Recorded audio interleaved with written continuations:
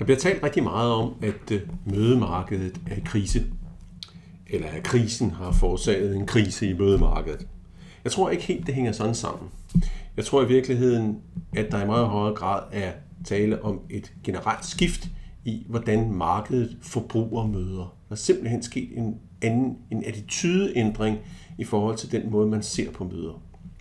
Og det har noget at gøre med, at det man i mødemarkedet oplever som denne her meget store ulighed mellem udbud og efterspørgsel, som især blev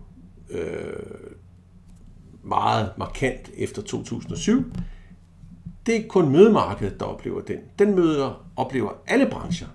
Om man er støvsugerfabrikant i Berlin, eller laver grønthøster i Skjern, eller hvad man end beskæftiger sig med, så har man haft fuldstændig den samme oplevelse over de sidste 3-4 år, at udbuddet er meget større end efterspørgsel. Det er det, der på engelsk hedder abundance. Vi lever i et overforsynet marked.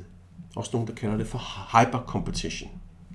Og det betyder så, at alle, der køber noget af nogle andre, er begyndt at vende hver en 5 øre, for at være sikre på, at de også får mest mulig værdi for det, de nu engang er i gang med at købe. Fordi hvis ikke de sikrer sig, at de får mest mulig værdi, så er de heller ikke i stand til at være konkurrencedygtige i forhold til dem, som de skal konkurrere med ude i den store verden.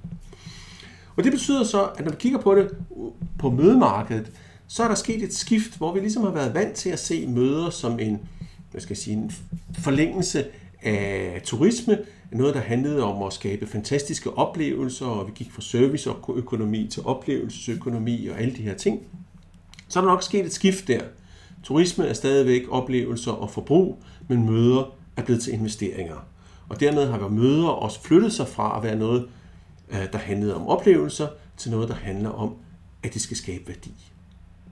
På engelsk kalder man det return on investment. Der er simpelthen et krav til alle, der afholder møder om, at det, de investerer i mødet i form af penge og tid, det skal give en eller anden form for afkast, det skal give et eller andet tilbage, som, hvordan man vælger at ville måle det, er mere end det, man har puttet ind i det. Så investeringen skal give et afkast. Og det vil sige, at det bliver helt afgørende for dem, som skal afholde og afvikle og være værter for møder, at de forstår, hvordan er det så, at vi skaber værdi for den enkelte mødeafholder. En hurtig måde at gøre det på, det er selvfølgelig bare ved at sige, at vi sænker bare vores pris, så det bliver billigere. Men det duer jo ikke, vel? Det duer jo ikke i det lange løb. For det første er jeg slet ikke sikker på, at det er det, der handler om. For det andet, så er det jo det samme som at save i den gren, man sidder på. Fordi så gør alle de andre der også rundt omkring, og til sidst, så får vi sådan en udvandet produkt, som hverken gæsterne eller vi selv kan være bekendt. Så vi er nødt til at prøve at forstå, så hvad er det egentlig, hvad er det her værdi så egentlig for noget? Og lige så snart vi begynder at bore i, hvad værdi er for noget, så bliver det meget hurtigt tydeligt for os alle sammen, at værdi er dybt subjektivt. Det jeg forventer at få for 1000 kroner, er måske ikke det samme, som du forventer at få for 1000 kroner. I nogle situationer synes jeg, at 100 kroner er mange penge. I andre situationer synes jeg ikke, det er så mange penge. Det kommer lidt an på dagen og det, der skal ske, og min egen situation og alle mulige andre ting. Og sådan har du det sikkert også. Og sådan har vores gæster det også. Det betyder så, at vi kan ikke lave en eller anden sådan bred pensel definition på, sådan her skaber vi værdi, når vi laver møder. Vi er nødt til at gå ind og takle den enkelte mødearrangørs forskellige situation, ikke bare mødearrangøren, men også den enkelte situation, som mødearrangøren er i. Hvad er det, de har brug for i en given situation? Og først når vi forstår det, er vi i virkeligheden i stand til at tilpasse vores produkt til deres situation på den bedst mulige måde, og vi er dygtige til det, så skaber vi værdi for begge parter. Vi skaber værdi for den, der afholder mødet, og den bliver omsat til, at de er villige til at betale os, måske mere end de egentlig oprindeligt havde tænkt sig, fordi vi har forstået, hvad det er, de gerne vil. Så hvordan bliver vi skarpe til at forstå, hvad det så er, de gerne vil? Ja, der kan vi bruge et rigtig godt værktøj, som vi kender fra Service Profit Chain, nemlig værdibrøken, som jo er kernen i hele tankegangen omkring Service Profit Chain. Så på den venstre side, der har vi værdien på den venstre side af brøken, og på den højre side, der har vi så en brøkstreg, som har 4 elementer. Første element er R for resultat. Hvad er det, den, der afholder mødet, ønsker at opnå med mødet? Hvad er det for et resultat, de skal have ud af det? Det er meget simpelt, når vi skal tale om transport. Hvis jeg har købt en flyvebillet til Stockholm, fra København til Stockholm, så er resultatet, jeg gerne vil have ud af det, det er at komme fra København til Stockholm. Jeg vil gerne ende i Stockholm på det der tidspunkt, som der står på min billet. Det nytter ikke noget, jeg lander i Oslo. Det kan godt være, at det har været en fin tur, men det er ikke lige så godt. Vel? Mere komplekst, når vi taler om møder. Så et mødes formål er jo ikke bare at have et lokale og få en 3-retters menu, og der er nogle bord- og stole-projekter. Der ligger noget under det.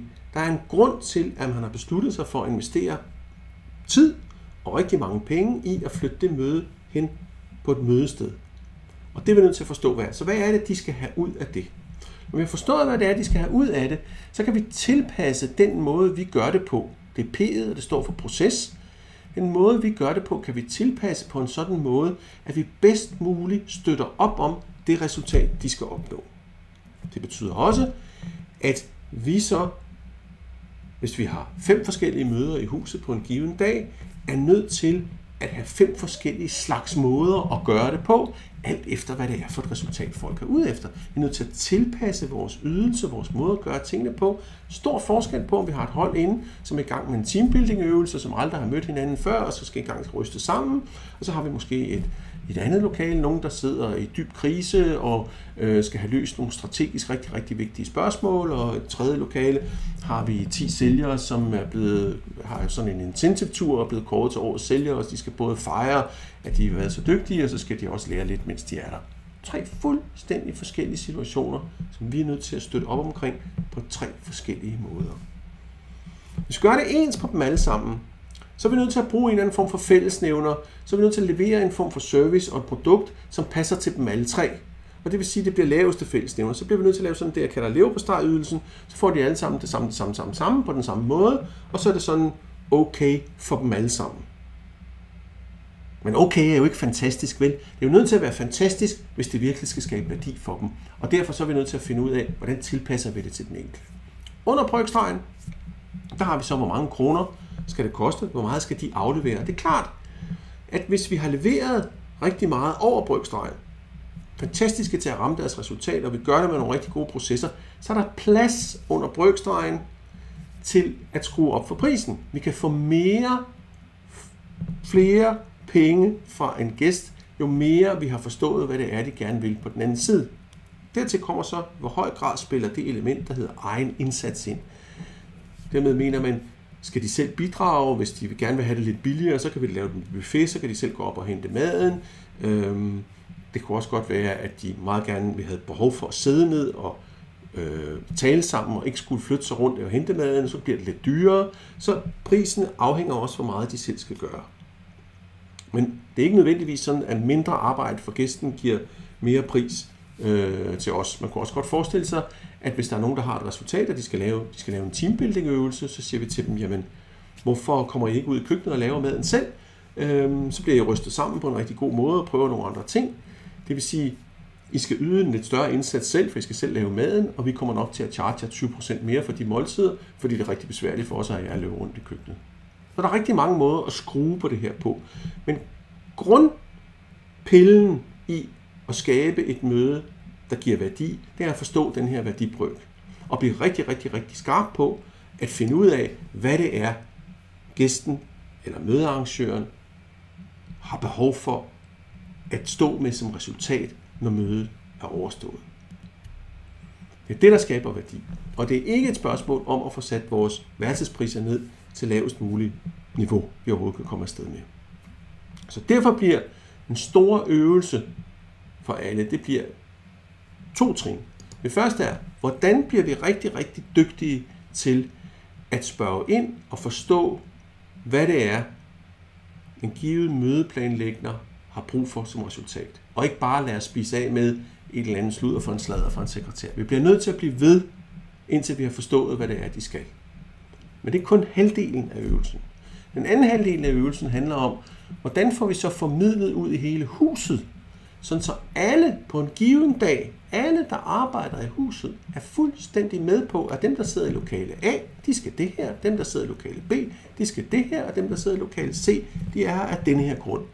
Og hver gang vi går ind i de lokaler, eller har kontakt med de her gæster, så snurrer vi lige kasketten en halv omgang, så den passer, og vi kan levere den service, der skal bidrage bedst muligt til, at de når det resultat, som de er for at opnå. Kun i den situation skaber vi maksimal værdi. Og det kræver omtanke, det kræver træning, og det kræver rigtig, rigtig, rigtig meget koordination på tværs i huset. Og det er det, der ligesom er hemmeligheden i at skabe værdi i fremtidens møder. Jeg er fuldstændig overbevist om.